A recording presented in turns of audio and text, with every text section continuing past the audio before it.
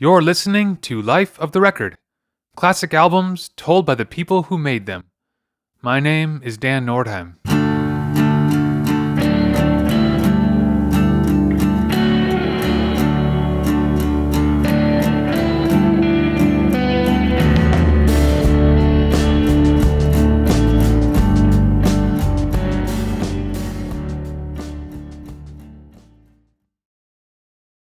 Clap Your Hands Say Yeah was formed in 2004 by Alec Ounsworth, Lee Sargent, Tyler Sargent, Sean Greenhalgh, and Robbie Guertin. Ounsworth had been recording demos as a solo artist and connected with musicians he met while attending Connecticut College. The band moved to New York while Ounsworth remained in his hometown of Philadelphia. They began playing shows around New York and recording songs for an EP that they could shop around to labels. As they continued to work on new songs, the EP evolved into a full-length album. Clap Your Hands Say Yeah, self-titled, was eventually released in 2005. In this episode, for the 20th anniversary, Alec Ounsworth reflects on how the album came together. This is the making of Clap Your Hands Say Yeah, self-titled.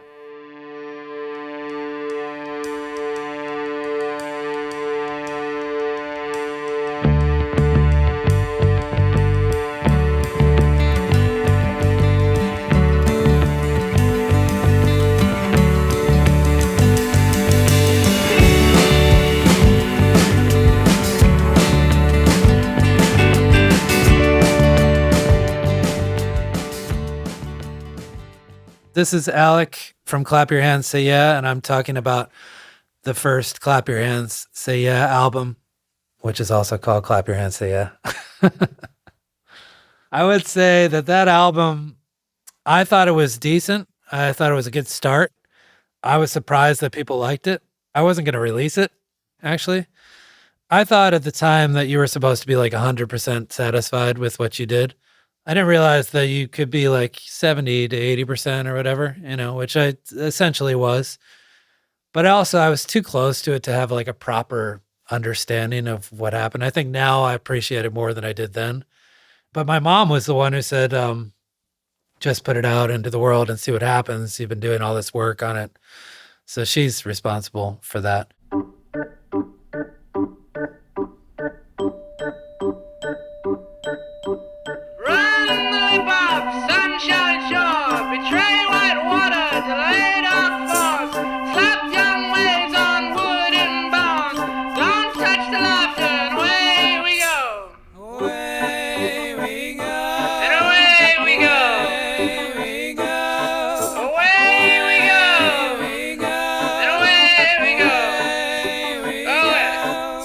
So I guess it would have been about 2002, 2003. I was playing smaller shows in Philadelphia, just solo acoustic shows. And, I had been making a little progress doing that, but I thought a band might be a little bit better entry into the whole industry, like something a little bit bigger seemed necessary to me. So I started writing songs with a little Roland drum machine, like an old 1980s Roland drum machine, and bass synthesizer. Like I was using my DX7 quite a bit for a lot of these demos. Yeah, I wrote a bunch, and I had a CD or CDs of demos that I was like passing around to friends and things like this. And I ended up doing a program in Massachusetts for urban planning. And I think one of the twins was living up there who was in the band early on. He played guitar, and I met him for a drink at some point, and I gave him one of my CDs too. And he said he and his brother were moving down to New York, and we knew somebody else, Sean, who lived in New York, to play the drums. And he really liked what I had. So pretty quickly, I think within a week of practice, we tried to play a show with someone. And, the songs over and over again was at that show. And Probably Upon This Tidal Wave of Young Blood was probably at that show. Let the Cool Goddess Rest Away. There were a bunch of songs that were already, pretty ready to go. So the intention was to make another EP to shop around. So initially, the idea was just to do that to get the attention of record labels. But yeah, so it went from demos in my basement, which were fairly complete, to recruiting some good musicians that I knew from college who lived in New York. And then I still lived in Philadelphia, so I would go back and forth and work with them. I didn't think about the New York scene at all, like not even remotely. I had heard of some of the bands that were around, but I had no intention of like ingratiating myself at all. You know, I had respect for them, but I didn't think that I was a part of any given scene. Since then, people have been doing a lot more like solo projects. I think Mac DeMarco does a lot of stuff on his own. There's this other guy, I've never heard anybody pronounce his name, but the MKGEE, McGee, I guess, maybe that's it. It sounds to me like he does a lot of stuff on his own. So it seems like that's a little bit more of a thing now than it used to be. So now my intention was to assemble people because that's kind of what you did. Clap your hands! But I feel so lonely. Clap your hands! But it won't do nothing. Clap your hands! But I have no money. Clap your hands! But it don't seem like me. Clap your hands! Are you up to something? Clap your hands! Where's my milk and honey? Clap your hands! But it does look funny. Clap your hands! Now just wait a while. So if I recall correctly, so it was me, Sean, Lee, and Tyler. They knew of a studio in Providence called Machines with Magnets, and they recommended that studio based on, you know, price and things like this. So the idea was to record, 4 or 5 songs at that studio. And I think what it was we recorded Upon This Tidal Wave of Young Blood, In This Home on Ice, over and over again. And, maybe Details of the War. Maybe we did 5. I can't remember. But those 4 and maybe one more. And, the idea was to get like a proper sounding CD to send to all the record labels. I do remember that session very well. Sean, who's a fantastic drummer, I think, even though he was not a trained drummer, and at the time he was more of a guitarist and songwriter. He was just transitioning to drums. So we did everything live in the studio. And the first song was In This Home on Ice, which is probably, in retrospect, probably like one of the harder ones to take on because they're, it's not complicated structurally necessarily, but there are several things that happen that he has to be aware of for a live recording. I think we did it 20 to 30 times live. We just played it over and over again. And Sean would make little mistakes, just little mistakes, but it had to be perfect all the way through. We were doing everything live. And we nearly gave up on that first song. We nearly were like, God, maybe we come back or we just can't do this, or it's, but he got it eventually. And and so we made that EP, started shopping things around, kept playing shows in New York. And then we went to Red Hook, Brooklyn to mix the songs that we had. And his name was Adam Lassis. He had a studio, Fireproof Recording. And I think he was kind of encouraging a longer album. He really liked what he heard. And I had already been introducing more and more songs. So we were already testing these live, and we figured, okay, let's throw in this song like Is This Love or The Skin of My Yellow Country Teeth. We just kind of added some things on. And then when it turned out that we had, I don't remember how many, proper songs there were, but I decided to add some instrumental interludes. Sunshine and Clouds and Everything Proud was one. And I just kind of came up with that in the studio to sort of, I liked a lot of Tom Waits albums and Pet Sounds. We were all kind of enamored with things like this, and Brian Eno's Another Green World. And, you can kind of fill in the gaps with that sort of thing. I guess just putting little bits and pieces on, playing shows. It was probably over the course of a year because we were only able to really record when he was available. We weren't like a big name project or anything like this. So he was doing other things. So I would just wait. And then I'd get there at the studio before he opened, getting ready to to do things. It was pretty magical to me to be in a studio at all. Yeah, and I would just like add bits and pieces, add backup vocals to songs that I thought were kind of lacking to me to give it a little bit of an increase in interest. I was really enamored with Brian Eno all the time. He was a huge influence for me. But albums like Here Come the Warm Jets and Taking Tiger Mountain by Strat. And there's a song on Taking Tiger Mountain where he uses a typewriter for percussion in the background. And there are all sorts of interesting sounds on Here Come the Warm Jets. And for me, I would be like, well, if you have something that you just find that might be an interesting sound, bring it to rehearsal and we'll see how we can kind of work it in. So I would try to do that here and there on that album. I think I realized the constraints of recording to a degree, and also acceptance of limitations is very important for me. Even at the time, I liked the idea of using whatever was in that studio, in that environment. I didn't like bringing my own guitars or whatever. Like, I just wanted to use what they had.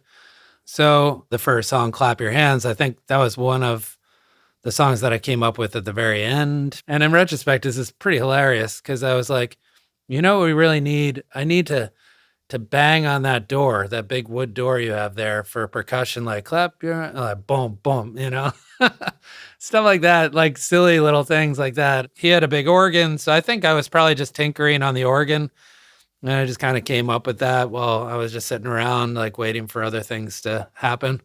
So it all kind of came in a rush, and probably mostly influenced by like 90s hip hop, believe it or not. Like Gangstar and like Black Sheep, like the very beginning, they have this sort of like introduction song. But also Tom Waits on the album Black Rider has something that's like Carnival Barker type of thing. And I probably just like pulled that aesthetic a little bit, just as like a little teaser, I guess. I like that on albums sometimes. Time alone stands still for some, stuff sailor up with highball sun. And if my castle ship should stray, it has like you no chosen fate. For it's tongue-tied caboose that leads this ragged lad, this finger-flipping mom and dad, for what is worth, some aimless steer, and should not confuse my foggy mirror and reveal what is not there. I shall take this unbound train and go away. This is one time, I guess the guys did sing kind of backup. There's this line where I go, as time alone stands still for some, stuff sailor up with eyeball sun. And I try to make it sound like people are on the waves and they're in the middle of like a vast ocean. But I had all the guys around a microphone going, whoa, like they were on a ship that was, bound to sink. So anyway, I just had fun with that first one, And for me, the real kick, of course, is Cool Goddess comes out of that. I was very measured when it came to what songs followed what songs. So having Cool Goddess kind of rush right out of that had a better impact to me than Cool Goddess starting the album, So that was probably the initial idea was dun dun dun dun dun dun dun, But I thought, let's add this and just, all of that stuff was kind of measured. They were all kind of like carefully orchestrated.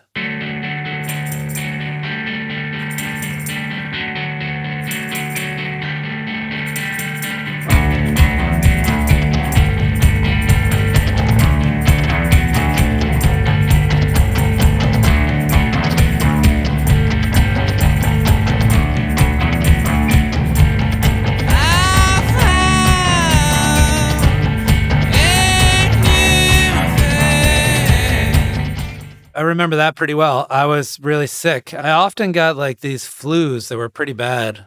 And I remember I was at my mom's house and she had a piano. And I don't know if I wrote several songs at the time, but I was like in this foggy state. And I was just like, dun, dun, dun, dun, dun, And I think I wrote it right there. But I mean, honestly, it's just D to G the whole time. But a lot of the songs kind of get their value from just being so simplistic, in my opinion. But that one I just wrote, but with the melody being there for "Let the Cool Goddess Rest Away," but the lyrics not yet, which is often how I write. But the lyrics, especially the title came from those magnets that you put words together, or put sentences together, phrases. Magnetic poetry. Yeah, that's it. I think it might have been at my dad's house or my mom. I can't remember, but I was looking at these and I put all that together, having to do with an X. And I thought, that's an interesting phrase. I'll use that. So it was from a magnet thing, If I had an iPhone then, I probably would have taken a picture, but I didn't. You're going to have to believe me. Let the cool goddess rest away. Let the cool goddess rest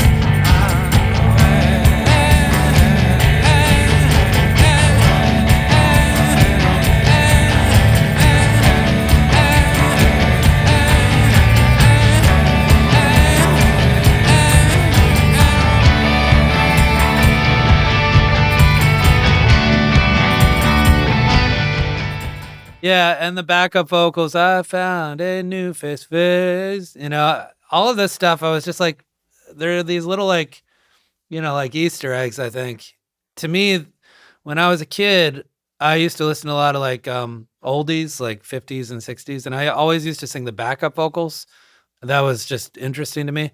But I thought for every song there was like a little treat in there. Every like big single, like there was a subtle shift or like an introduction of a new color or something like that kind of made it more worthwhile. David Bowie did this really well, I thought. Like a lot of his backing vocals, a lot of little elements that just kind of like popped in that, you didn't expect, but worked, So I tried to add these little things, like even the ding, ding, ding, ding on Let the Coolest Goddess Rest Away against the other piano. I think I took that from borrowed, whatever. But that was inspired by, I think it's Seven Chinese Brothers, REM's song, where they just have this hanging ding, ding, ding to like introduce Michael Stipe's vocal, So stuff like that, I just kind of like plopped in a little bit. It wasn't stealing. You so different in a different way. What goes up has so far down to fall. Some your silence, some of that human dignity. It'll be a long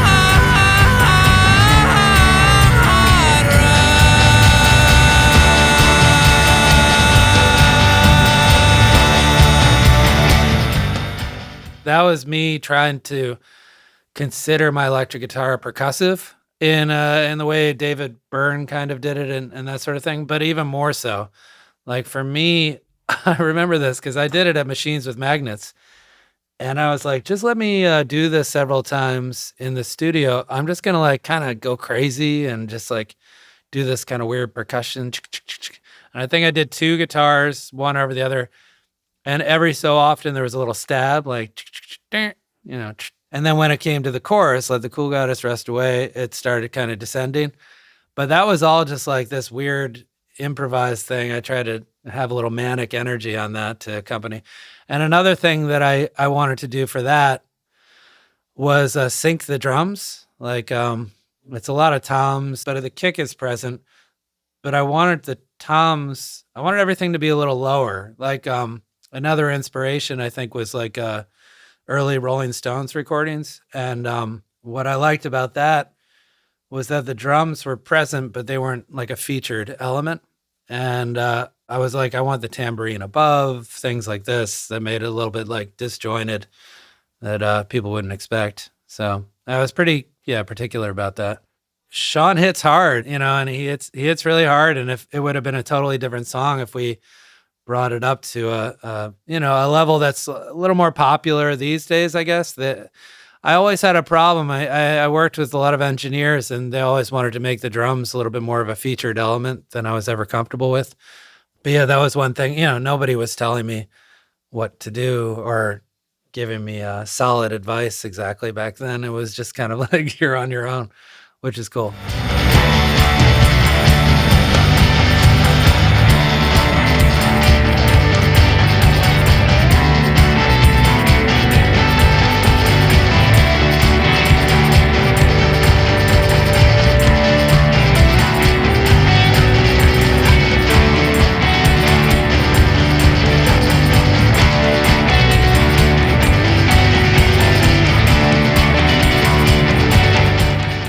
Sean was trying to essentially copy the drum machine for a lot of this. And he just, obviously is much better than a drum machine. So he added his little touches, which were great. I thought, really cool. And he also sped up like over and over again.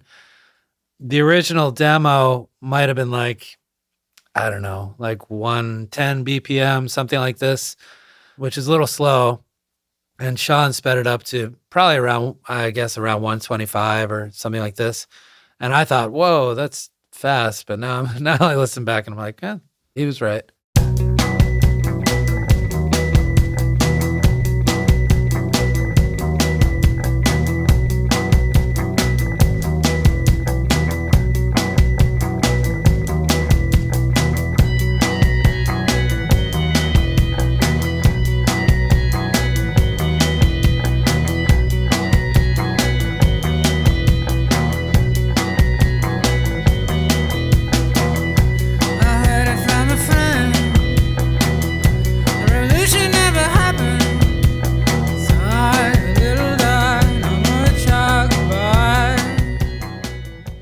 Yeah, over and over again, I wrote, that was a complete song that I brought to them. One thing that I do remember was I played that bass line, which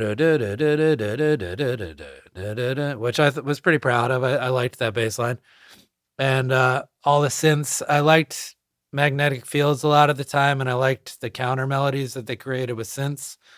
And I thought it really kind of like, things were kind of like crossing over one another. So the vocal has its own melody, and then there's one synth, and then there's another one. So I just kind of added all this stuff. But one thing that I also had on the original demo, which we tried to do in the studio, I had two basses going at the same time, which is weird and probably would have gotten muddy if we really did it. But I don't remember what the other one was playing. And that lead bass line is just so like kind of memorable that the other one was a little bit excessive. But yeah, I just remember doing this. I don't know. It might have been 2002. It was pretty early. And that was one of the songs that just, I feel like for every record, there's a song that sort of like sets the stage for what else is to be on that record. So that was a song, the first indication of where I wanted this type of project to go. For me, I had it in my head, two big heroes of mine were like Brian Eno on one side, essentially, and like Bob Dylan on another. So I wanted it to be like experimental and like touch on synthesizers, but also to have like a true songwriting feel to it. So that was the first where I felt like I joined them successfully, So over and over again, it was cool. It's a simple song, but it took me a while to get there. For me, the idea is to make the song should be able to stand up in many different ways. When I was playing these songs, I was probably playing these songs at the shows in Philadelphia on acoustic guitar, like by myself. And I had to make them work there, and to be able to present them in band form was just kind of like icing on the cake, a little bit. There was a one sweater you mentioned in the letter, imply the other guy and scandalize the line.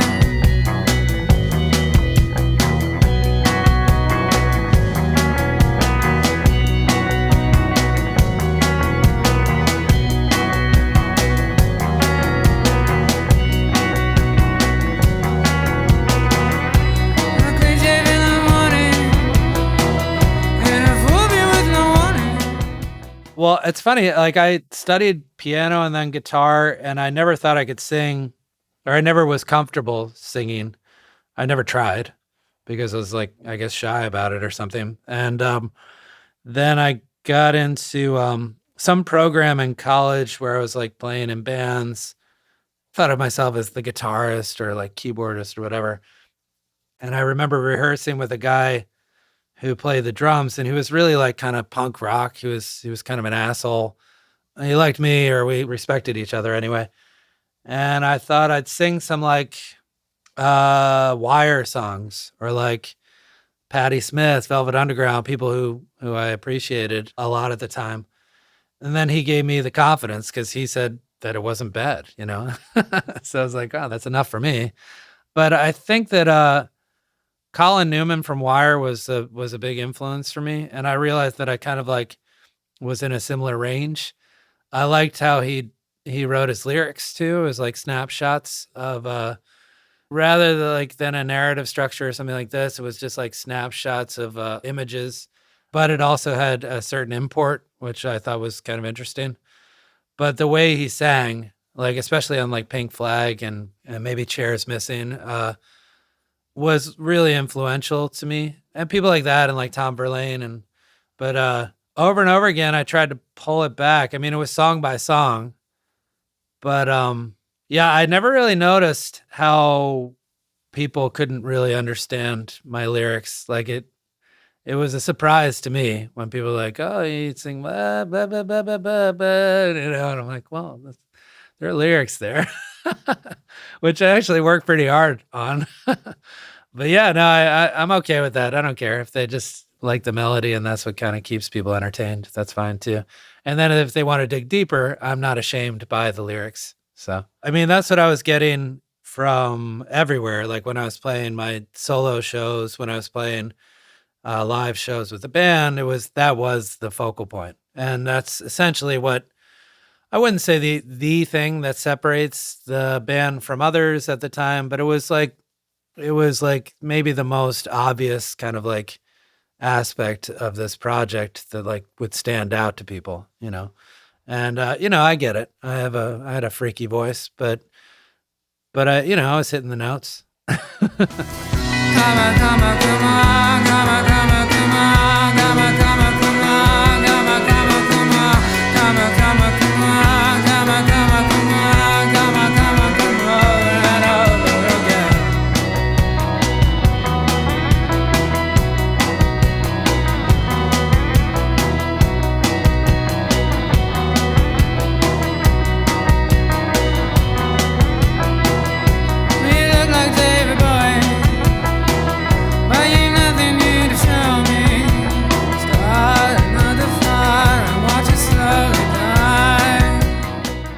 I mean, I remember David Bowie coming. I mean, I was very nervous, and it probably was a pretty terrible show. I mean, I think at the time it was really quite a mess live. So I think Bowie probably just, I don't know. I guess he liked the album. I was flattered. I didn't meet him. You know, some other people like David Byrne. He came to a couple shows, and I did meet him. He's super nice, and like I've been lucky enough to meet several of my heroes, but I didn't meet David Bowie. Maybe he didn't like what he heard. I don't know. It would be tough if it weren't like a pretty direct tribute to him, I guess, you know. So I think it's kind of cool. Like, but I didn't know where he was, as I recall. I don't know where he was sitting or anything like this. So I wasn't like, you look like David Bowie. You over there with the hat.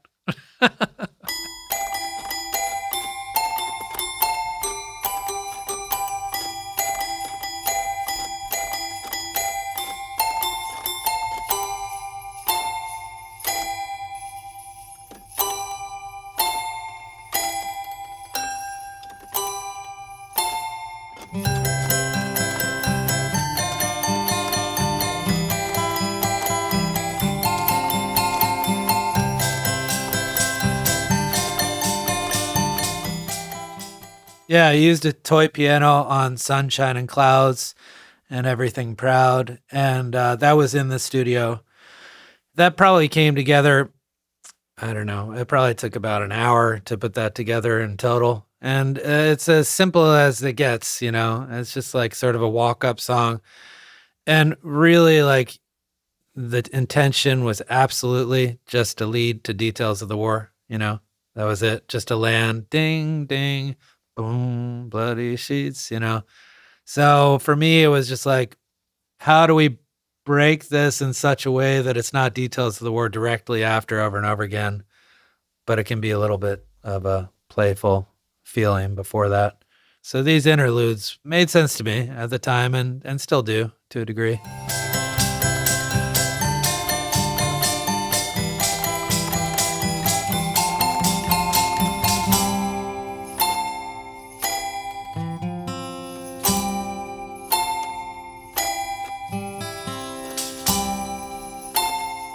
Bloody sheets, tenderly she moves me. An opera star dying hard for love. The first line for details, if I do say so myself, is pretty good. Bloody sheets, tenderly she moves me, an opera star dying hard for love. To me, like the almost like maudlin or like completely melodramatic aspects of like young romance. Bloody sheets being like, I think I was trying to refer to her having her period, that sort of thing. Like pretty like useful imagery, I would say. You know, opera star was obviously like was intentionally like over the top, you know. But yeah, I like that one, especially at the end because it gets to my whole like general antagonism, I guess, and the line "You will pay for your excessive charm." I was pretty happy with that too, you know. That one again, like I feel like I was in a big magnetic fields phase, and you know, a lot of this album was inspired by coming out of a relationship in my early 20s. So you know, all the fireworks going off in my head as a result. At the time, everybody was like, "Oh, was that like a protest thing or something?" I'm like, no, not at all. I mean, it's the war being a relationship, you know, essentially, you know, which I think upon further review of the lyrics complete, people would get. You say I'm hurt, I will take your word.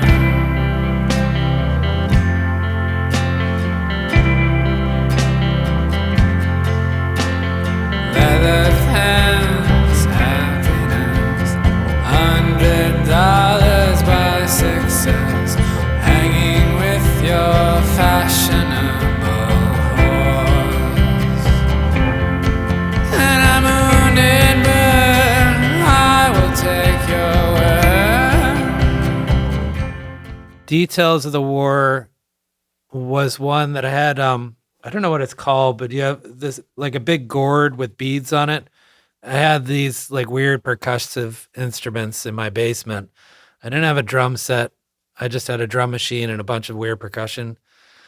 So for details, I was just like, you know, playing that song. And I wrote it more or less as it is on the album with a call and response for the vocals. And like I was enamored by songs that kind of like just built on themselves as it went on. So the first two verses led to the third, which was extended, and it went back and forth from G to F. It's a pretty easy trick, but super effective.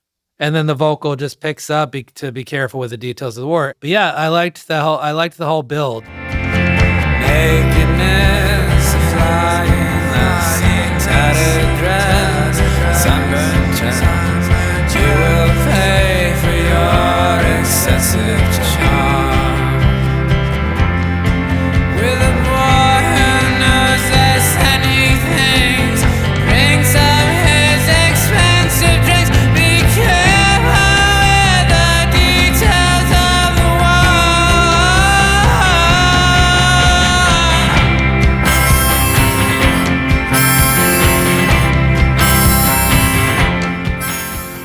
I was pretty happy with the sort of build quality to details, and building into Yellow Country Teeth was important to me too. So the idea of that like that tail at the end of like whoop, whoop, whoop, whoop, whoop, and then coming into Yell Get Your Teeth was a cool effect.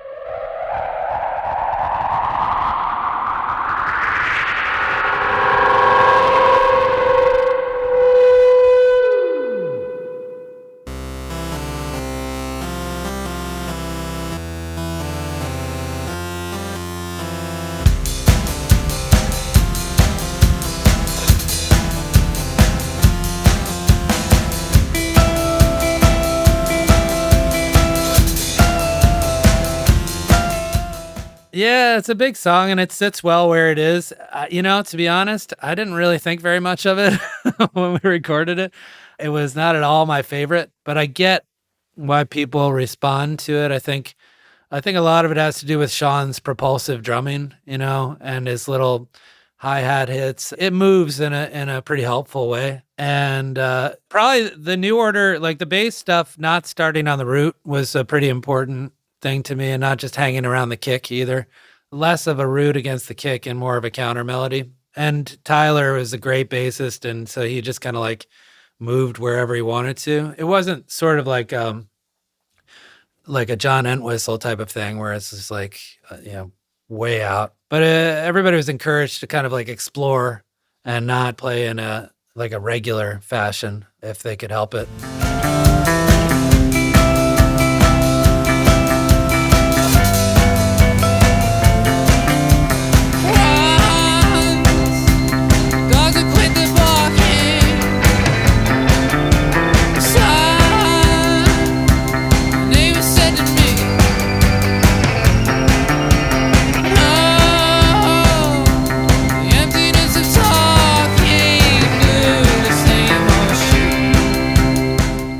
For songs like Yellow Country Teeth, it was pretty intentional to try to crack my vocals at those specific spots, and as opposed to, let's say, Upon This Tidal Wave of Young Blood, where it was pretty intentional to kind of smooth it out a little bit. I didn't know much of like Neutral Milk Hotel at the time. Like basically the little trick of I never plan to let go of the hand, I get why that's like people would latch onto that a little bit. I think Jeff Mangum does similar little things. Like he doesn't consider them tricks. I mean, neither do I, but it's like these little effects that kind of like draw people to the song. And the more I listen to Neutral Milk Hotel, who I love, the more I realize that Jeff had these little like bits in there that just kind of like pushed the song forward and made them a little bit more accessible as a result. And I know for me, as with him, like there's a guy named Chris Knox, and he had a band called the Tall Dwarfs, among others. And like he did things like what was the song that I used to cover it? It was a song about the onset of maturity or something like this. I can't remember exactly, but his phrasing was just so interesting to me. And that's kind of all I was trying to do. Just like let it ramp up vocally and let the phrasing kind of like carry the song in certain spots. I'll do no more than talking. Haunted wild parts I just can't see anymore. But let me tell you, I never planned to let go of the magic hanging by sick country skin to my yellow country tea. To my yellow country tea.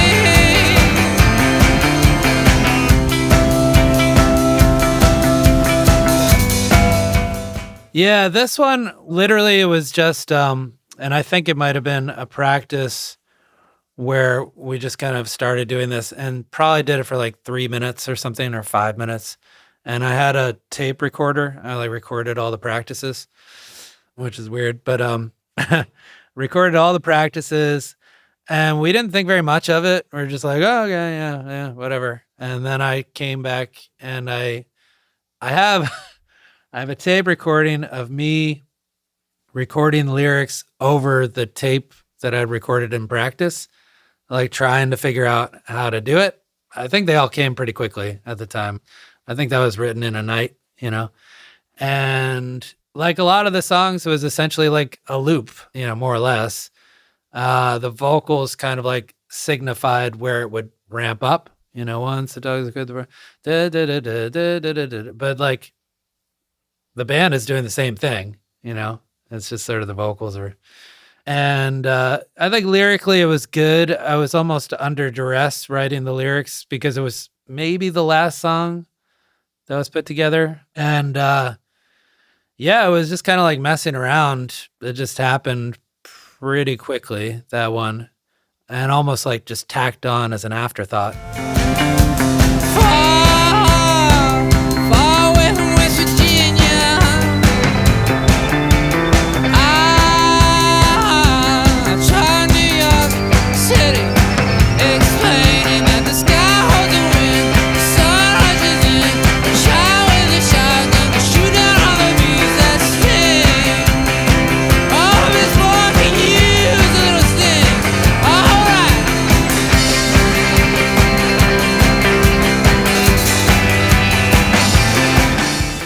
For Yell Country Teeth, the subject matter came more from, like, I went to school in Connecticut College. I went to in Connecticut College. So a lot of people were moving to New York trying to, advance themselves and their careers. And I think I knew people who were in the arts who were like trying to be involved in theater and other things. And I knew a lot of artists and musicians there anyway in the same boat from other colleges. And, the quality of like this city like chews you up and spits you out, type of thing. Like people coming with big intentions and big ideas. And already at the time I was starting to see things start to fray a little bit. And so that was more or less the idea, where people are coming from places like West Virginia, having grown up, and trying to take on the big city and having, suffering from a little bit of a naive and potentially narcissistic miscalculation of what that might mean. People go in with the right intentions, but also the wrong intentions. To me, I always was unnerved by people who desired to be noticed, which is kind of funny, being in my position and everything, or getting up on stage all the time. I do like communicating to an audience directly, but it was never my intention. Like, to me, the Beatles had it made, just like making albums in the studio and not really going out there too much. And I thought the same of Brian Eno. Like, anyway, so for me, I was very suspicious of people who just wanted to go to like make a name for themselves, regardless of what kind of art they were creating. You know what I mean? So it was a little bit of like it wasn't an attack. It was just an observation, that song.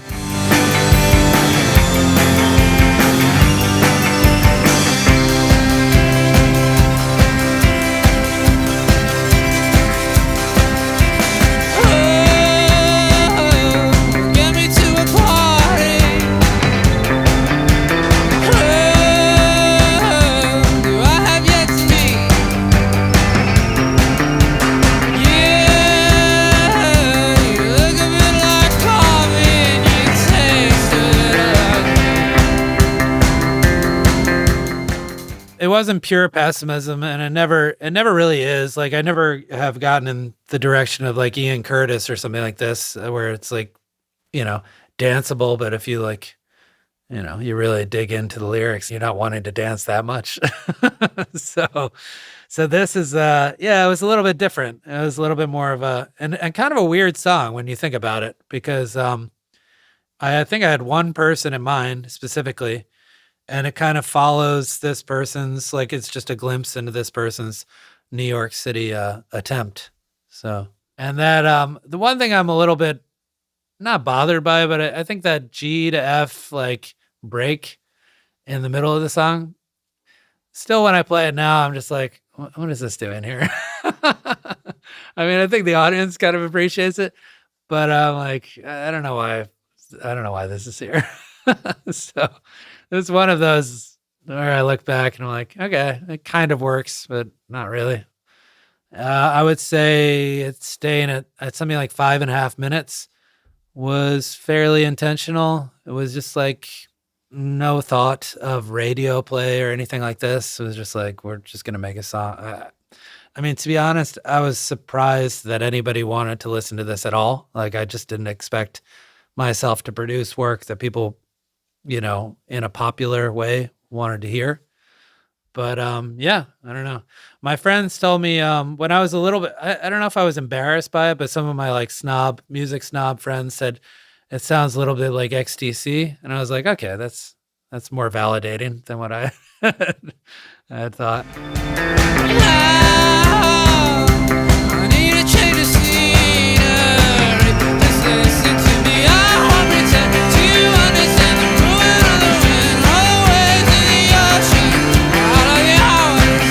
I change softly, slowly, plainly, blindly. Hold me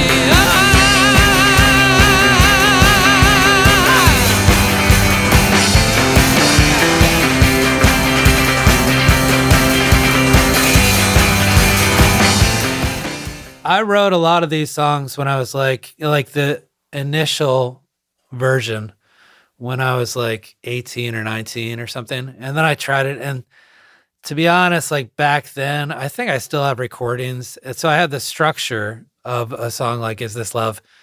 But the melody was just like, I don't know who I was trying to sound like at the time. I think like probably Robert Smith and Ian Curtis were like big, the darker stuff or whatever. And then I remember I was practicing with the band that song, and I was struggling with the approach to the melody. And it's sort of like a lot of the songs where I was just like, you know what, I'm gonna like scrap the whole thing and just try something else that seems a little bit more compelling. And I just kind of like, I kind of let go on that one to get so much different than me as I know. And it was more of like a release type of thing to do that. I was like, I'll explore a vocal melody that kind of like arcs up at the beginning and pushes my voice more rather than what I was doing before, which was probably like not even the same lyrics, but like something like, whatever, something kind of flat. so much different than me, this I know. And I'm only enemy, pain is all that I can see. I see you're climbing a tree, and I know that it's easier to be a body in the end than the ground. Is this love? Yes, it's love. No, it's love. Must be love. This is love. Yes, it's love. No, it's love. Must be love. And it's love. This is love. This is love. Oh man, that song I love. And I think at the time I didn't appreciate the song as much as I do now because a lot of like, I have these old cassette tapes where I'm like barking orders and shit in the studio. And I think where Sean comes in and lands on the drums, I don't know if that was like a joint effort, but I will say this about Sean's drumming on that. Coming to the toms for the chorus, oof, that is so cool to me. Like, I love that part where it just like sucks out and it reveals the second half of the song, enables you to come out of it and like start over again, anyway. But I still thought it was pretty incomplete, which is why I added all of those weaving backup vocals. What do I know? No one tells me, and because we didn't have a lot of studio time consistently, I would just listen to everything that was recorded like a billion times and just pick it apart and need to add X, Y, and Z before I go back. So that was one of the things that I thought the only way this song's going to stand up is if I add a bunch of backup vocals to this. In retrospect, it was pretty good anyway, but it's kind of cool with all of that. I was really interested in that probably from David Bowie recordings like Low and Heroes and other ones. I like his use of backup vocals. It's kind of unconventional. So I really liked hard pans to the left or the right. So everything is a little bit old-timey in that regard, but I think I did 4 backing vocals in like kind of weaving together in that. So, and just the consistent, is this love? Again, the like repetitive thing.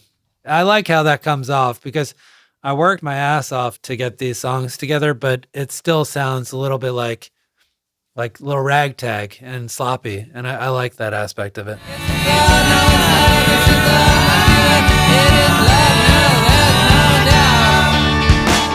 You say you can't say anymore. You've already said it before. In a million different ways, which are not quite right.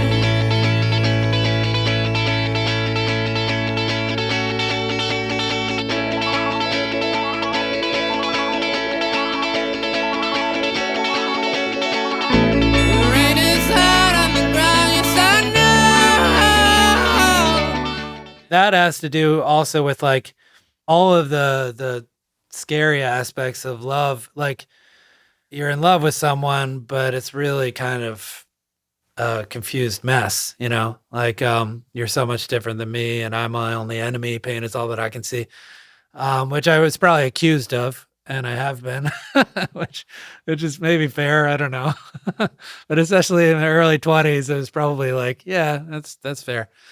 So it has to do with like you're in love, but you're having trouble understanding how to get along or what to do with that. Let's put it that way. But it's still love, you know, whether you like it or not.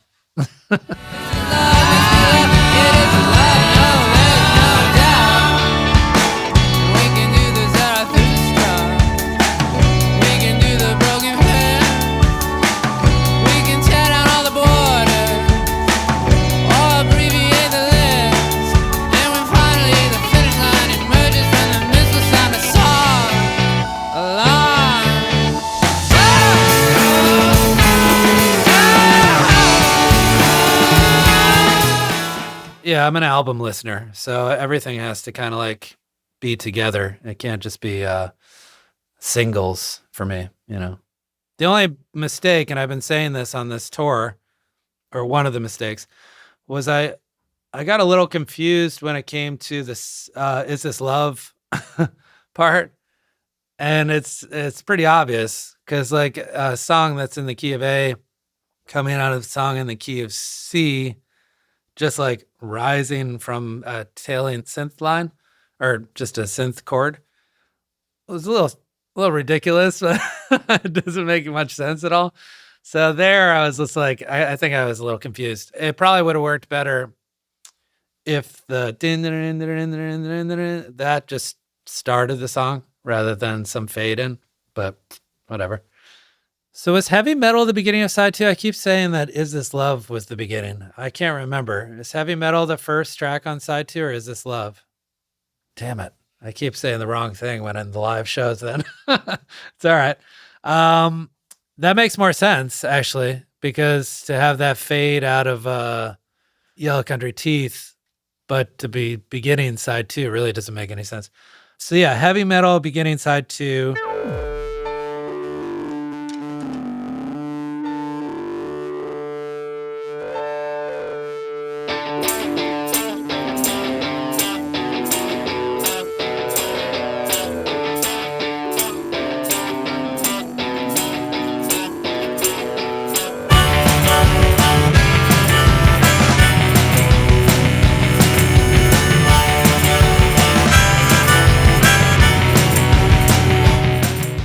Another one on a drum machine in my basement, and there was a bit of like a disco beat. It was you know, whatever.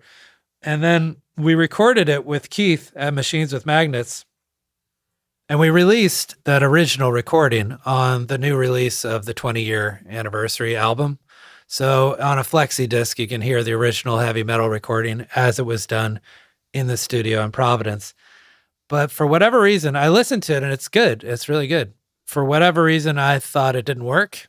So we tore it down and redid it. And I don't know which one I like more, but I think in regards to how it sits on the album, the one that's on the album makes more sense.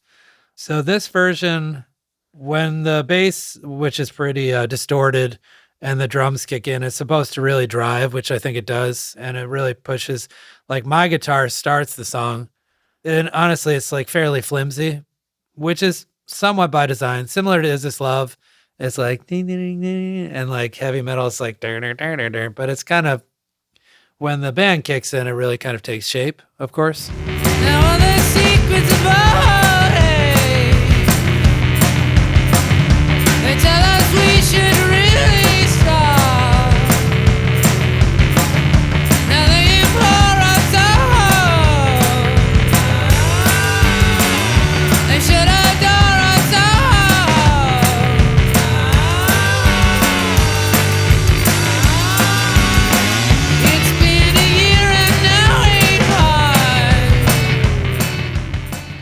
When I moved back to Philadelphia from New York when I was like 21 or 22, and I started really working on all these songs and playing live shows, I realized how much I could exploit the higher register of my voice, which was kind of like sort of news to me. I would play these shows out and I would think, oh, wow, they like it when I kind of like hit these higher notes and crack my vocals and stuff like this. So similar to Is This Love? I mean, the vocal, like the melody was similar for the original like demo. All the secrets of old age. Yeah, like Is This Love? You're so much different than me, as I know. I did a lot of that, like running up and coming down. And similar to Is This Love as well, I'm pretty sure Sean kind of comes to the toms on the chorus. It has a nice driving propulsion that even is able to ramp up when it comes to the chorus. But it was one of these songs where it's like, yeah, like over and over again, sort of a little bit of a precedent for everything else.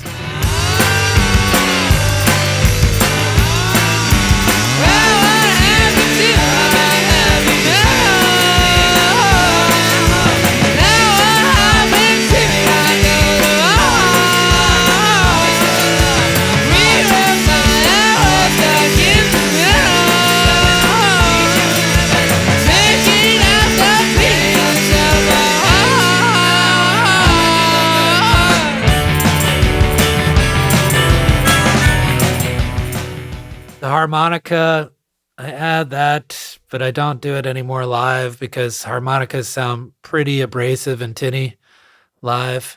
But that was like my little, like my hero Bob Dylan, I too play the harmonica type of thing, similar to Details. I prefer Details though. Details of the War with the one harmonica blow. That's pretty cool. This is just a line that I had, which the guitar followed, eventually. I don't know. It works, but it's not entirely necessary. But yeah, I don't know. It's a really good song. Like lyrically, I would say it's good. I don't think it's the best one on the album, if I'm being honest. I think I wrote those lyrics when I was like, probably like 20, and I don't think I did much in the way of changing them or the melody. And the secrets of old age, they tell us we should really stop, like people having conflicting opinions of what constitutes a healthy relationship. Pretty much. I've gone through that a lot over the years.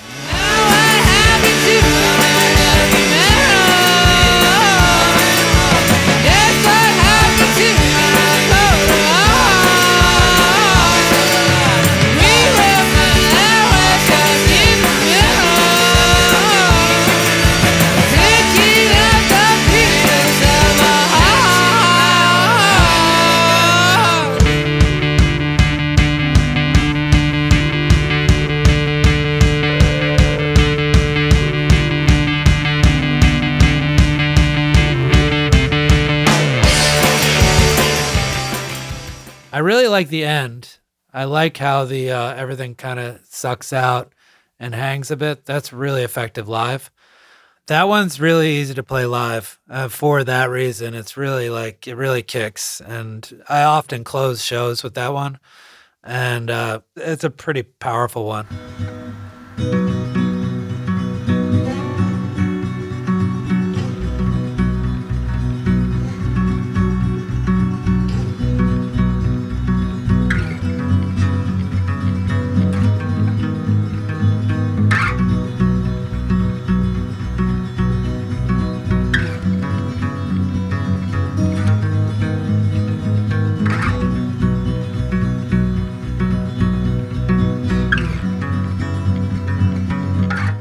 Oh yeah, this is Tyler's. So Tyler wrote this one, and basically I was looking for something else, like an instrumental to bridge the gap between these sections that I had in my head for the album.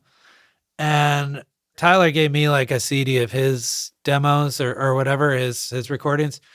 And I was like, I like this one. And I was like, maybe we just plop this in before Home on Ice. It's got a similar kind of vibe to it. And I even suggested the title. This is how much of a how kind of ridiculous I like, a little bit controlling, I guess, about things. Was Blue Turning Gray was the name of my jazz teacher, Tonino Montella's band in Philadelphia, that they used to play the Four Seasons, and they were called Blue Turning Gray. And I was like, this kind of feels like that. So we put that on, and it's kind of cool. It does its job. Like, something needs to come down after heavy metal.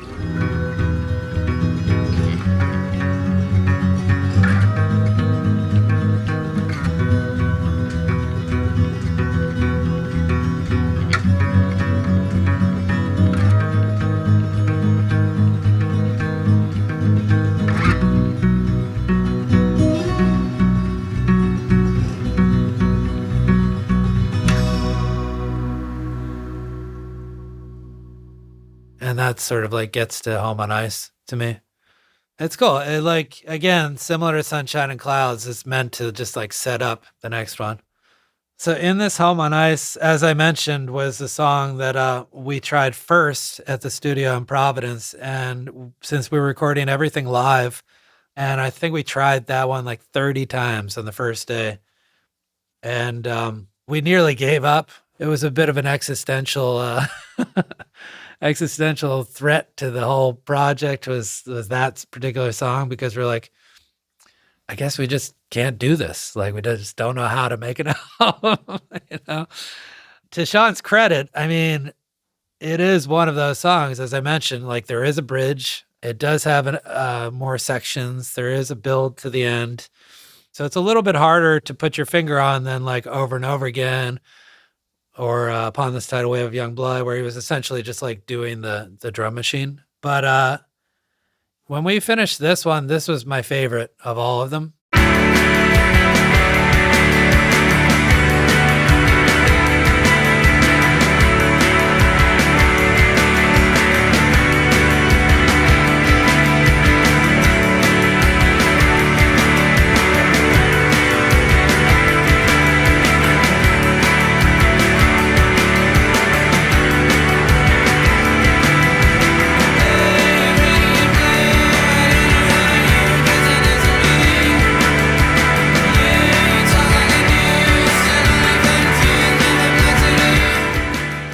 My idea for this when we played it was to make it, you know, My Bloody Valentine was kind of, I wanted like all things working at once.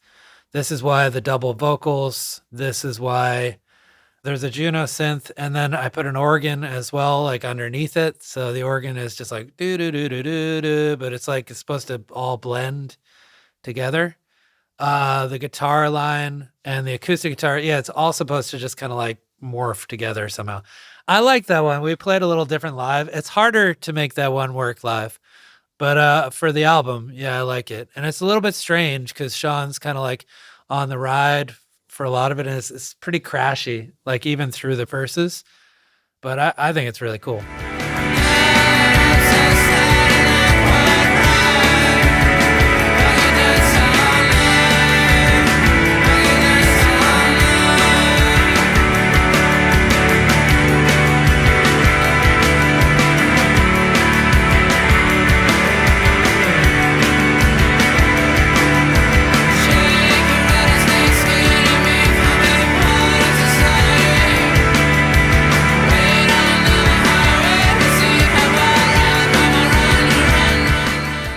Lyrically, it's good. I like the end. Let's just take it slow in this Home on Ice. I like the first line, blue, you radiant blue. I don't know how you can stand next to me. You talk like a noose and only confuse my perplexity. I think those are pretty good lyrics, you know, a bit dark. You talk like a noose. I was like, you know, that's a little tough, but still works. Not too bad. Yeah, and let's just take it slow in this Home on Ice. I like the title.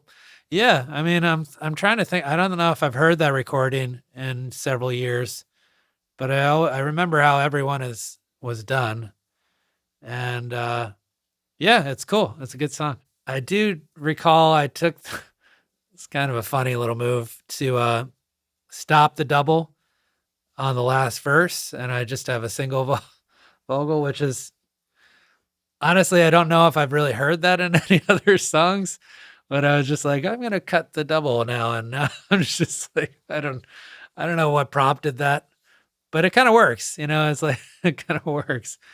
Yeah, it's bizarre, but it does work. I've doubled vocals a lot since, like on the Tourist, I doubled them a lot. It's like it's an effect that I borrow, I guess, a bit from like John Cale and Brian Eno and people like this who I really admire. Like they did a lot of doubling, and it gives it a little bit of like a.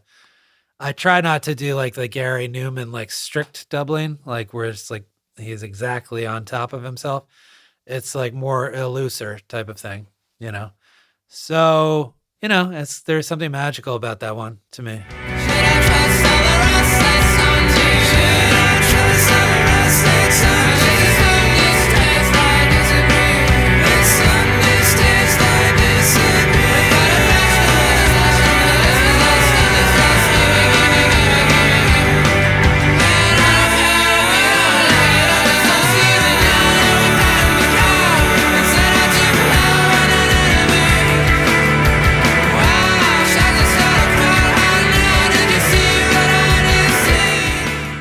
When we started getting a lot of attention, I was so like removed from this sort of thing that I thought it was really bizarre. I mean, like to me, I knew a lot of friends who I respected in Philadelphia who I thought did good work, and nobody cared about them. So I was like pretty humble about everything and almost like defensive or in regards to like, hey, you shouldn't be listening to me. Check this guy, that sort of thing. I was like, I didn't really understand it. The Pitchfork thing was a little bit, maybe they did write about this. I didn't know if they wrote about the EP or just that song. I don't remember. I did read that review of the first album, and I thought, well, I'm happy that you liked it, but I have no idea what you're talking about. It's like, these are a lot of interesting guesses, but that's the way it is. Like, if I ever read reviews after that and they were negative or positive, I'm really, as you can probably tell from this interview, like I'm pretty invested in music. Like I know if I'm into a project, I will know virtually everything about it. Like, so I'm a real kind of like music dork and snob. And so when somebody writes a review and it's negative, oftentimes the thing that bothered me was like, when people evaluated things, it was kind of like, well, we just don't like the same types of albums. I guess that's it. Beyond that, there's nothing really that I can draw from this that I could actually work on. You know what I mean? It's like getting an essay back from a professor or something like this in college and just being like, I didn't really like it. I'm like, well, that doesn't really help me grow as an essayist or anything like this, So at a certain point, I just stopped reading reviews and stopped paying attention to that at all, because I'm like, I can't apply that to my work, so. Yeah, I thought that was a little dismissive. It was bizarre to me because they're like, oh, you're like a blog band or like a blog rock band. I'm like, I don't even know what that means. Like, I mean, did people call bands zine rock bands like before that or like New York Times arts review rock bands before? Like, who cares? It's just somebody's opinion, like, what does that even mean? So I remember we were like grouped in with a band that I've actually still to this day, I've never heard, and maybe they're great, but I just never had the opportunity or something. But there was a band called Tapes and Tapes, and they're like, it's like Tapes and Tapes. And I'm like, I don't know who they are. I mean, like, never heard them. Several others where it's just like, we happened to come out around the same time. And I did hear some of the others that we were compared to. And I'm like, well, this has nothing to do with the way I write songs at all. But whatever, however it gets to people, it's not my business.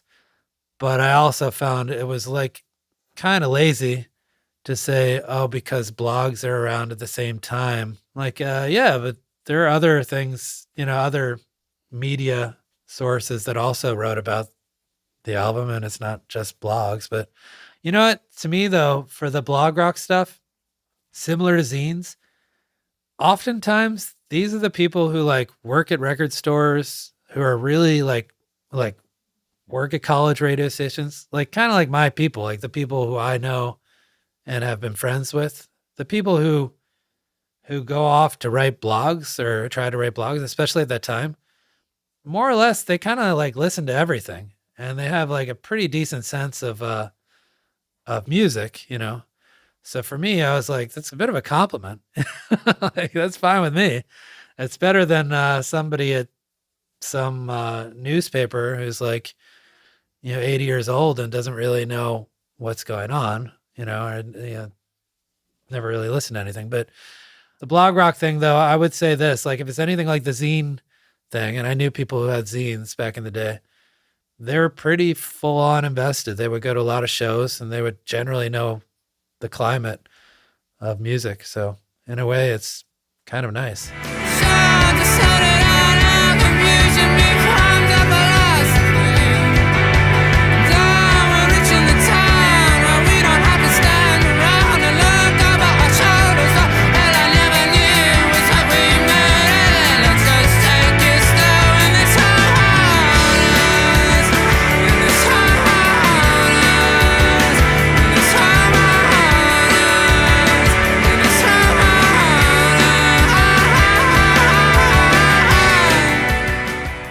I actually just came across, because I'm doing a bit of a nostalgic trip myself in my studio with all my cassette tapes and old CDs.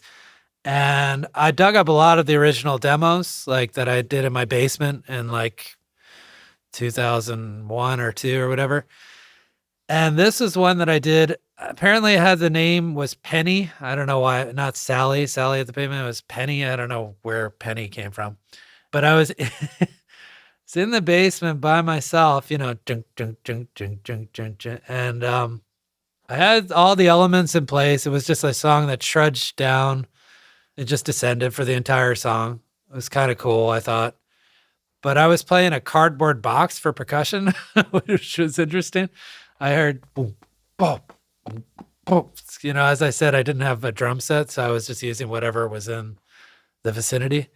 And it sounded like I was having a lot of fun on this demo because I'm like shouting, and there's a guitar that happens like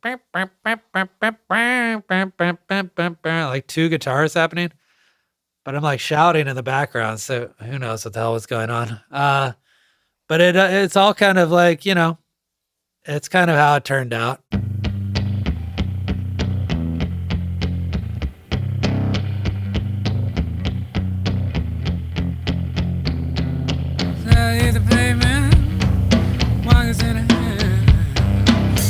Rearrangement, I'll never understand. But little did I wonder, little did I try. A little bit of thunder, a little bit of lightning. This song, I guess, was made with Keith. If you listen to a lot of albums, you can tell the difference. I mean, I can tell definitely. I mean, just thinking about it, not really being sure, but thinking about the sonic qualities of these songs, I would say, if I had to guess, I would say Keith over and over again. Keith, Details of the War, not heavy metal, because we recorded an original one with Keith for heavy metal. Keith, Home on Ice. Keith, Upon the Tidal Wave of Young Blood. And I think Keith, Give Me Some Salt. I'm pretty sure that was all, that's all correct. And the other ones were Adam. And this is all just like Keith's sound is like slightly darker, I like the lyrics.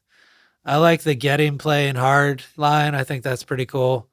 I like the bass coming in late, that's something that it's pretty important to me. Maybe more now. I feel like the Walkmen did that to great effect. Like they really knew how to place the bass as an instrument. And I'm good friends with those guys. I feel like, not to like blow them up too much because they're all assholes. No, I'm just kidding. But I think they had a really good sense of like placement of instruments. I mean, Matt to me is a great drummer. My point is I like that it's not just like a drummer holding things down, as it were. It's like an actual instrument. So anyway, for this song, I like the impact of the bass coming in, which I remember having to discuss was much more important, and it'll be seen in a much better light than playing the bass all the way through, stuff like this. So, which is like an early lesson, that I don't think we really knew at the time. But but I'm not playing for half the song. You know? Well, sometimes it's like that. Sucker, MC, sing my favorite song. Sing for the dancing, sing it for the summer one. Curious philosophy, brought me to a home where I made my baby. Give me some sun, give me some sun, give me some sun, give me some sun, give me some sun, give me some sun, give me some sun, give me some sun, give me some sun, give me some sun, give me some sun, give me.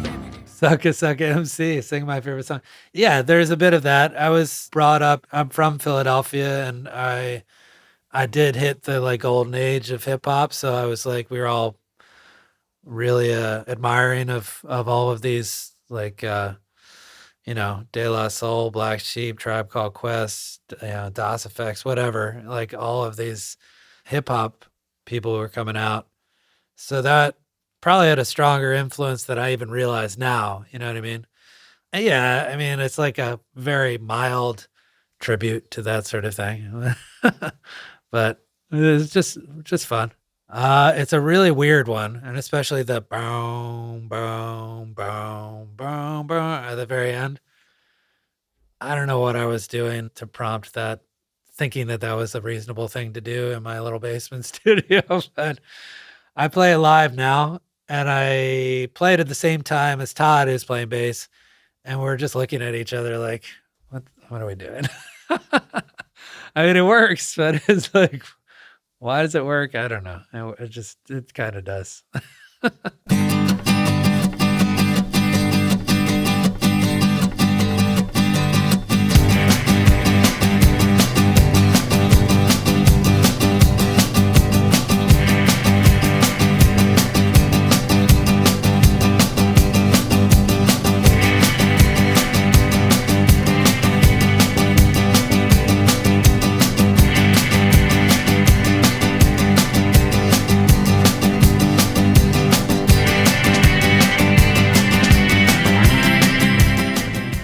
This is also one of my favorites.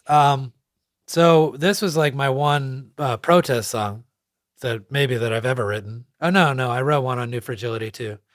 That was like an anti-gun violence song. But this one, when I moved back from New York, I stayed at my dad's house and he was living elsewhere. And I was like using the basement for all of these recordings. And he went to the Naval Academy and he was in the Navy. He's affiliated with the military in that capacity.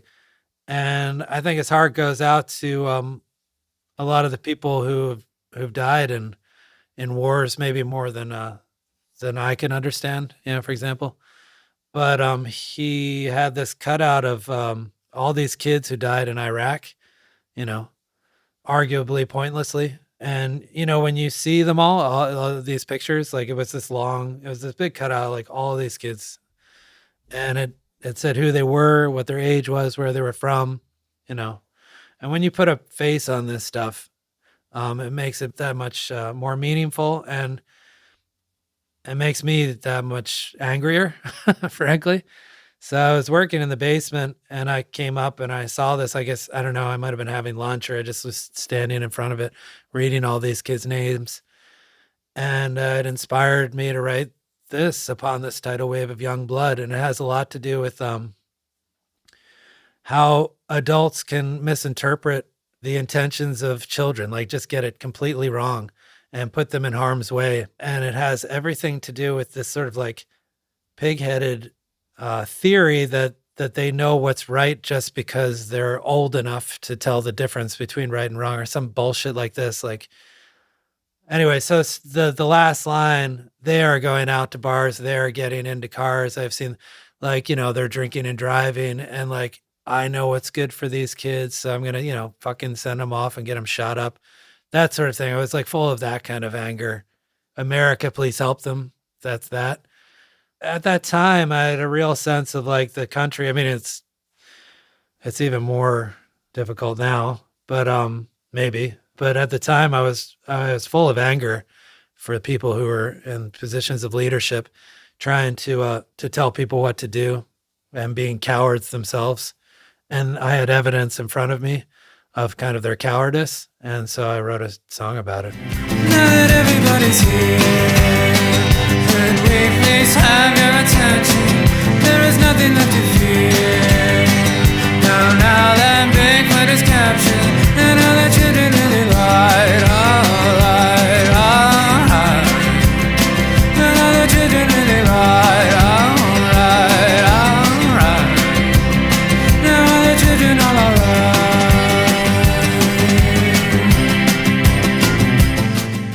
Now that everybody's here, could we please have your attention? There's nothing left to fear now that Bigfoot is captured. Bigfoot meaning Osama bin Laden. And I was in New York during 9/11. I lived up there. And I remember like people didn't like Bush. And then he came in as like the heroic man because he listened to the news and he had a heroic face and all this other shit. I know that everybody has like a more positive light on him now because of the idiot who's in charge at the moment. But I must say at the time, nobody was that fond of him. And I don't like people not taking the lives of these kids seriously. That's all. You know what I mean? So it had to do with that. And I hate it when people think they know best. And it's just like, I think it's the dumbest thing that there's this macho theory that if you puff out your chest and pretend to know what's right, then you're a strong person. I think that's such bullshit. So vulnerability is very important to me as a manly thing. You know what I mean? And admitting you don't fucking know all the time. So this was in direct response to that, situation. And a lot of people don't know that. I'm happy to point that out, actually, that this was like as close as I kind of get to a protest song. It's like catchy, but there's the meaning behind it. There are people who say why, oh, why, oh, why.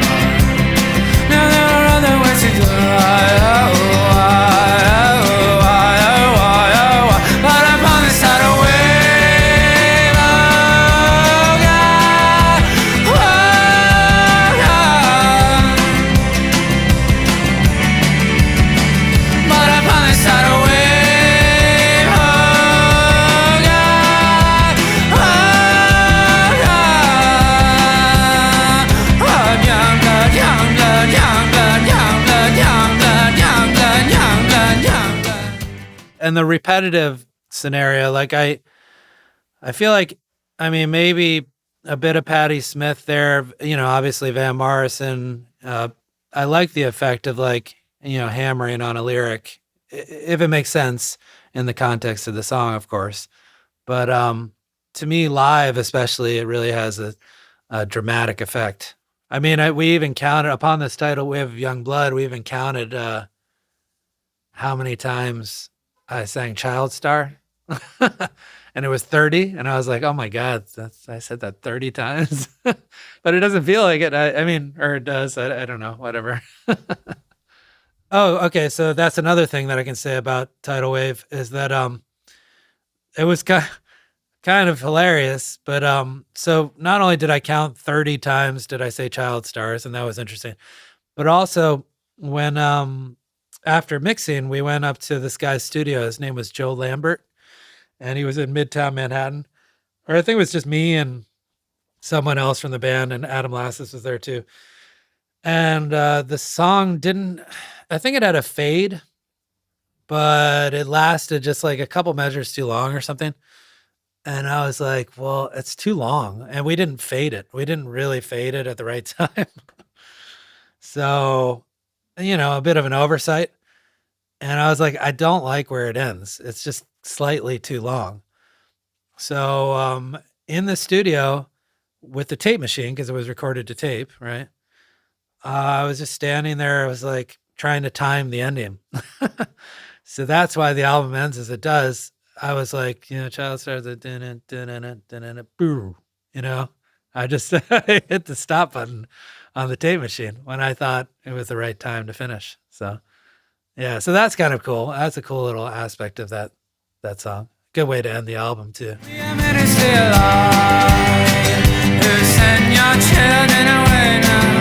We are calling from a tower, expressing what must be everyone's opinion. They are going out to bars and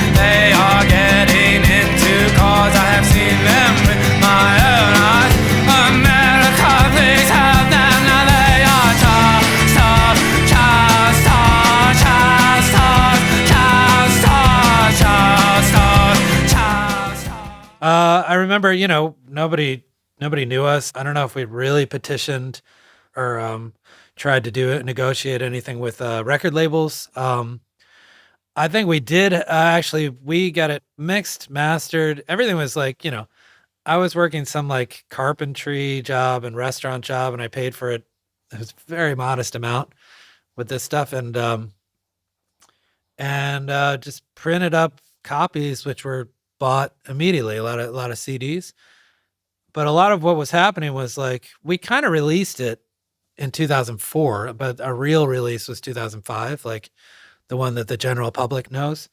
But it was kind of finished in 2004, so I think we were already starting to like sell it to people, through a website or whatever. And I remember we were already like getting attention for live shows. And I think people who liked us live were like a little bit lukewarm in the album, but it started to kind of like join together. And like, I remember we were getting so many orders for CDs that we had to have like UPS drop off like 20 boxes to apartments, and like I delivered CDs myself to the independent record stores, and they were like, "Oh, what is your capacity in the band?" And I'm like, "Well, I'm not the manager. I sang on this," and it was pretty cool because it was like soup to nuts. Everything was being done, and I remember this. So we played a show with the National guys, and I think Aaron called me and asked if we wanted to go on a tour with them. And I was like, you mean play somewhere that's not New York or Philadelphia? That's such a weird concept. And then my next thought was, we're running to like post offices all the time to sell our CDs. I'm like, how are we supposed to make this work? Like, are we supposed to bring boxes and like go to post offices in different cities to like mail out the CD orders? Cause we were doing it ourselves. Then we figured out then I discovered that you work with a distributor and all this other stuff. So that's what we did. Kept it independent, even though record labels were interested. And it wasn't like, no offense to any of them. I know that some of them might have taken it personally, but it was just the nature of independence was kind of important to me at that time, especially at that time. I mean, I've been independent since, but especially at that time, it felt like everything just felt like that. The album felt like that. The way we were all doing it felt like that. I don't know. It just seemed to feel right to be independent. And I was really, really, I think a little bit heavy-handed about that stuff. I think we hired a manager eventually, but I was like very specific. I said, I want to do public radio and college radio. That's all. And I was like, I want to play at like art museums or art galleries. I want to do stuff like that. Obviously, for better or worse, when things start to get bigger, it starts to get a little bit out of your control. I mean, for me, before I did an interview with a magazine, I would want to know what that magazine, like what they stood for. You know what I mean? And I remember I was doing research on like everyone. And then eventually it got to be too much. I mean, I did 15 interviews straight in Milan, flying from France to Milan and then flying that night to Berlin. So in other words, I think I just resigned myself to being a little bit like out of my control. So, which is fine. Finally, the healthy thing to do. It's okay. And when everybody said, hey, how does it feel to now be successful? I was like, well, to me, still, success is knowing when you're finished an album and then being confident enough to put it into the world. Really, that takes a lot of audacity. And that was more success to me than like you moved X amount of units and like people know about you in Australia or something like this. That to me is just like popular, not to be confused with successful, I think. I mean, I think it was because I was getting a lot of attention already for like in a smaller fashion for my acoustic live shows. And during that time, starting to see it a little bit with the live shows with Clap Your Hands. So I could sort of see it coming. Like it wasn't like a total shock to me. But I think Yeah, it was also just like a fantasy of like, oh, this might happen. And, it was just a play on that idea. Success is so forbidding, but it makes me think I'm winning. Yeah, I mean, I just heard a lot of horror stories too about people who, my big problem is like people would say they would almost attach their identity to whether or not they were recognized in the street. And I thought that's kind of sad, and it has nothing to do with the work, like nothing. Stars with the sex and the drugs and the rock and rock and rock and rock and roll. Hey!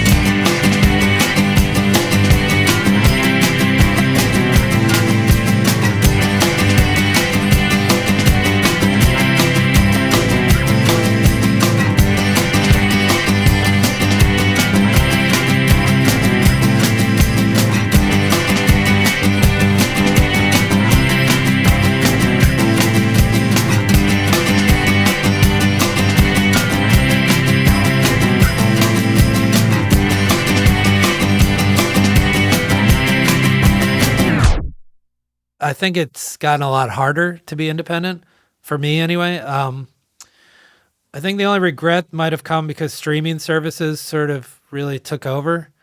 And it is nice to have someone on your side who will do the dirty work behind the scenes, who might help you cut through the noise.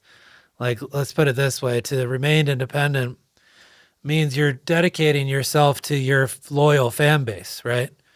But you're not necessarily growing in any sort of commercially viable sense. That takes a lot more money behind the scenes, and it takes a lot more people behind the scenes. It's not the easiest thing in the world to do. So I would say this, like, part of me regrets that some of my, to me, better work has been overlooked. The Tourist, for example, New Fragility, only run, like, honestly, a lot of the stuff since the first album on an artistic level has been impressive, if I do say so myself. But I think it's a little bit more overlooked than it could have been if I had jumped in with someone. And, I don't really regret it though, because I'm super lucky to have the fans that I do. And I think they're in it to win it, for the long haul. 20 years later, I think that I have the perspective to appreciate this album much more than I did 20 years ago when directly after it was finished. And I think a lot of that has to do with listening to the album a billion times before you release it, just the normal. Also, I think that I am and I was pretty self-critical to the point at which I have trouble in the moment seeing things positively. So now I love it. So I love my little self on this album.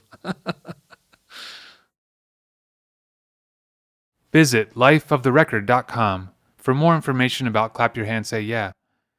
You'll also find a full transcript of this episode and a link to purchase Clap Your Hands Say Yeah self-titled, including the 20th anniversary edition. Instrumental music by Jenna Riffis. Thanks for listening.